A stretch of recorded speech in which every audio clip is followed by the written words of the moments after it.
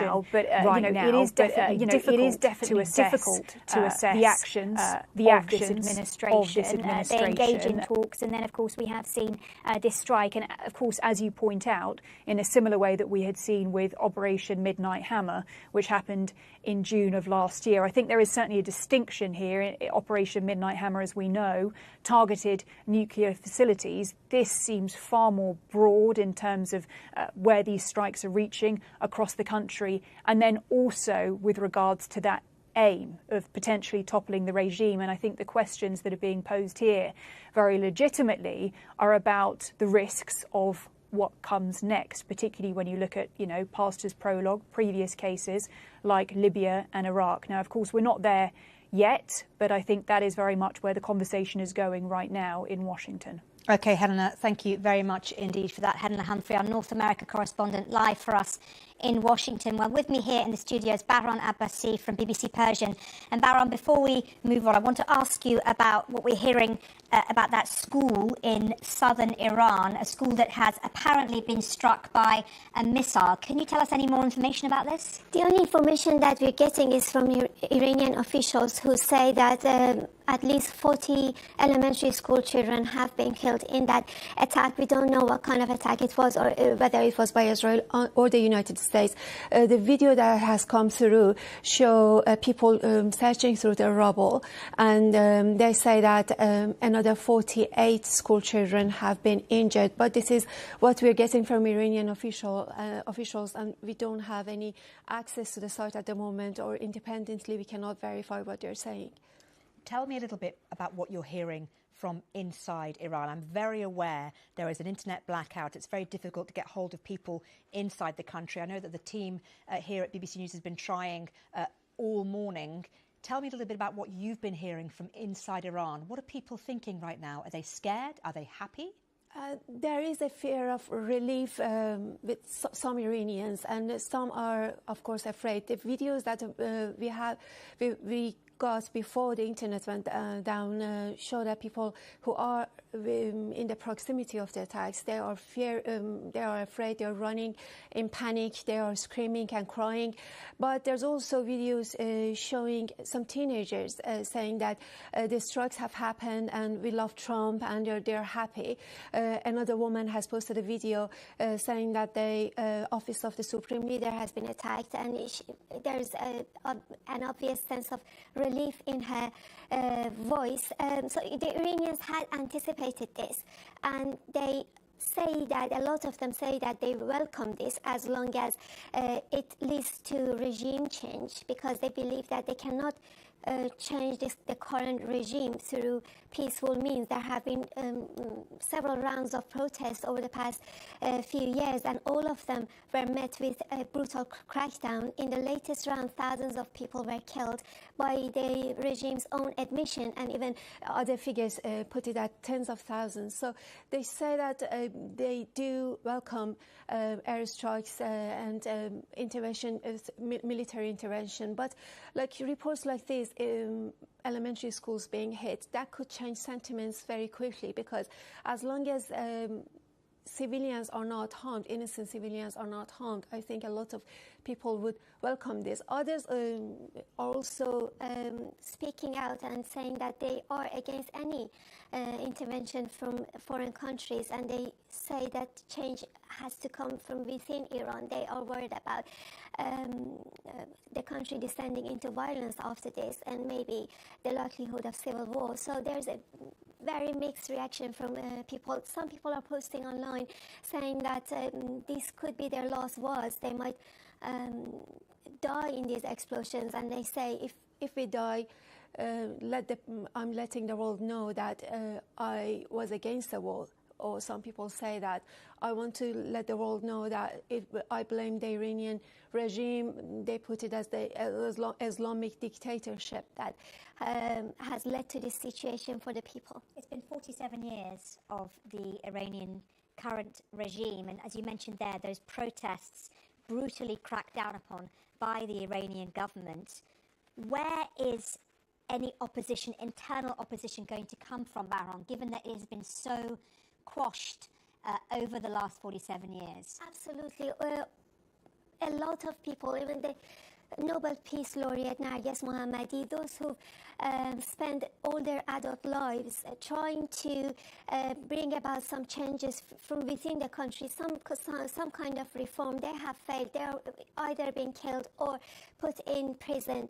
And so it is very hard to imagine any kind of change that could come from within the country. In the latest round of protests, the protests were triggered by the depreciation in the value of the Iranian currency and the economy that's been in shambles. People were just asking for normal lives, a better life in which they can buy even basic items to live. And the response from the regime was killing them by military-grade weapons. In a matter of 2 days, thousands were killed. So there is this overwhelming sense inside the Iranian community that it is very difficult to bring about any changes, even when it comes to the nuclear issue. The regime has not shown any flexibility, for example, ending their enrichment, although they do not have an enrichment program. They keep saying that we want to keep the right to enrichment because the nuclear sites were hit last June, so they haven't been able to enrich. So they're not showing any signs of compromise. The country has been under sanctions for over 20 years because of the nuclear program, but the people have not seen any incentives for the nuclear, for what the government has been doing, and they want drastic changes. Okay, Baron, it's good to talk to you. Baron Abbasi from BBC Persian. Thank you very much indeed for giving us a flavour of what's being said and thought inside Iran. And just a reminder to people who are with BBC News that it's very difficult to get information from inside Iran. There is an internet blackout. It's hard to speak to people, to get verified video from inside the country. We are trying our best as we speak, but I can bring you some important new lines that we're getting from other areas. First of all, let me bring you this line. We're hearing that the US Embassy in Kuwait implementing a shelter in place for all of its personnel. That information has come to us from the State Department in the last few minutes. We've also heard that Jordan has confirmed that it's intercepted 2 missiles. The Minister of Government Communication has said that Jordan is closely monitoring developments in the region and reiterates that the kingdom's top priority is safeguarding its security and the safety of its people. In Iraq, we've heard from the government in Baghdad. It's denounced the strikes on Iran and it's warned against involving Iraq in any way, shape or form. So that is what we've heard in the last few minutes from various Arab nations. Remember, Iran has been launching retaliatory strikes across the region. You can see here some of those bases, particularly the Al Udeid Air Base in Qatar. It is the largest US military base in the Middle East. It has 10,000 troops. And it's the headquarters of CENTCOM. It's the target, or it was the target of Iranian missiles back in June 2025, and it is the target once again today. A little earlier, I spoke to Shashank Joshi, the Economist's defence editor, to get a sense of where the situation is heading. Have a listen. I mean, there's 3 big differences here from last year's strikes by both America and Israel. The first one is the scope of this campaign. This is now very, very clearly a war of regime change. And regime change may not be an explicit aim of the strikes, but it is to create the conditions for regime change. That is what we heard from Trump. That's what we heard from Benjamin Netanyahu. That's very, very clear. And there are risks associated with that in terms of the tension between a short war that Trump seeks and the fact that regime change can take a long time. The other differences, I think, are also that Iran's retaliation has been much faster. I think they took about 18 hours to respond last year to the first Israeli strikes, and this time the response has come initially against Israel within hours. And the third, and I think very, very important difference, the third difference here is that the Iranian response is much broader. We have already seen confirmed attempted strikes against Bahrain, where the US has the headquarters of its 5th Fleet, against the United Arab Emirates, against Saudi Arabia. Now, many of these may have been intercepted, but Iran has a lot of missiles within reach of those shorter-ranged territories across the Gulf. And that makes this very, very different from last year. I know a lot of people watching this and listening to it at home are going to be asking this question. How serious is this? Where is the off-ramp here for all of those involved? We're getting retaliatory strikes from Iran. We'll get potentially more action from the US and Israel. Where is this going to end, and how bad will it get? First of all, there's no off-ramp. This is not a diplomatic process whereby America and Israel are striking Iran in the hope that it sees sense and does a deal. That ship has sailed. We're now going to be looking at multiple days of heavy, sustained American-Israeli bombing of Iran. Let's be very clear. They're not waiting for Iran to offer a deal anymore. I believe they have already tried to kill the supreme leader, Ayatollah Ali Khamenei, the Iranian president, senior IRGC leaders. I don't know if they're dead. But I believe, on the basis of evidence we've seen so far, that they have been targeted, and we could find in the coming hours that senior Iranian leadership have been assassinated, have been killed. And this will continue as Iran and America strike missile sites, nuclear sites, political leadership, bases, ports, all manner of things.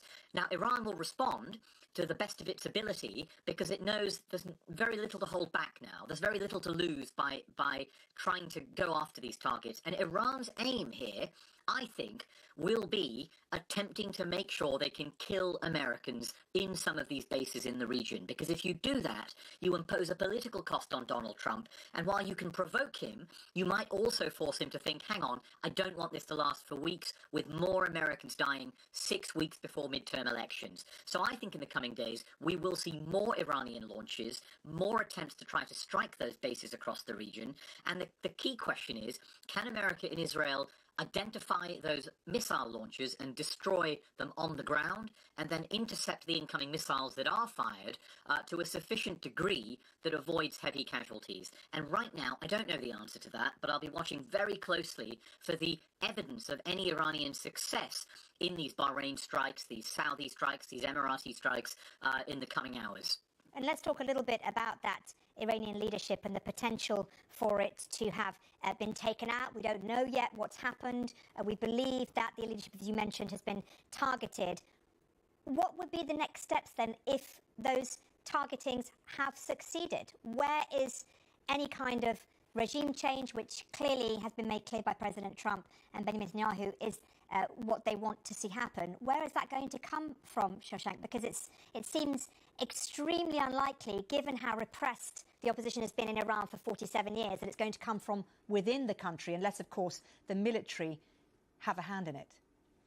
Yeah, I think there's an interesting tension, isn't there, in Trump's statement between saying he wants the Iranian people to topple the regime, saying you won't get this opportunity for another generation, and his message to the Islamic Revolutionary Guard Corps, who of course are the kind of Praetorian guard of the regime. They're a parallel military in effect, and he's saying to them, put down your arms and I give you immunity. So the question is, how can you offer the military immunity at the same time as encouraging the people to sweep away the regime, the IRGC, and all of this? There is a natural tension here, I think. But what I see in both the Trump and the Netanyahu statements is a sense that we want regime change, but the people who deliver it will have to be the Iranian people on the ground themselves. And perhaps, I've heard some reports of American officials talking to Kurds in the border parts of Iran, in the periphery of Iran. I think you will see an Israeli and American effort to encourage the opposition to rise up in mass protests again and sweep away the regime once the bombs have stopped. But there is no guarantee that will succeed. And I think one possibility here is the Iranian regime comes out of this with its leadership killed, with its missiles stockpiles destroyed and degraded, but surviving and able to say, we are surviving, we won't do a nuclear deal, and we're going to be around for another 30 years. And I think that would pose a really significant political challenge to Donald Trump and to the Israelis.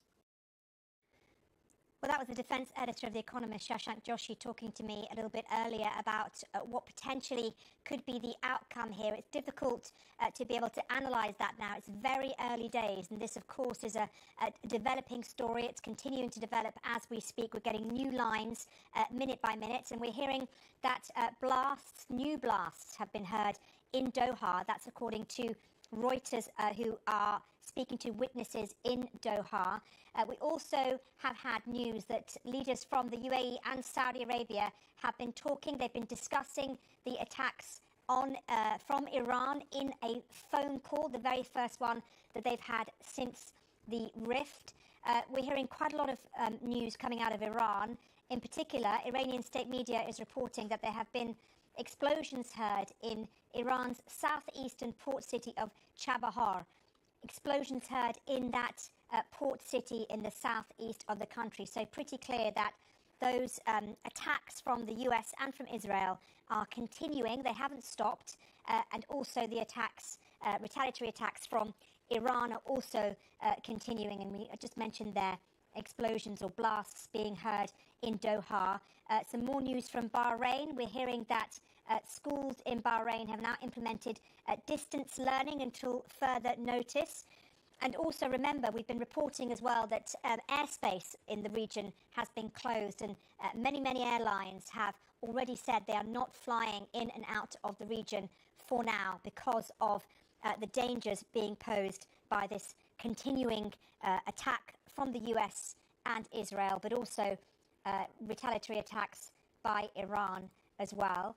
We're also hearing that President Putin has convened Russia's Security Council virtually over the unfolding situation across US-Iranian strikes. That's according to the Kremlin spokesperson Dmitry Peskov, and that's cited by Russian media. So that's unconfirmed, but we're hearing potentially that could be happening as well.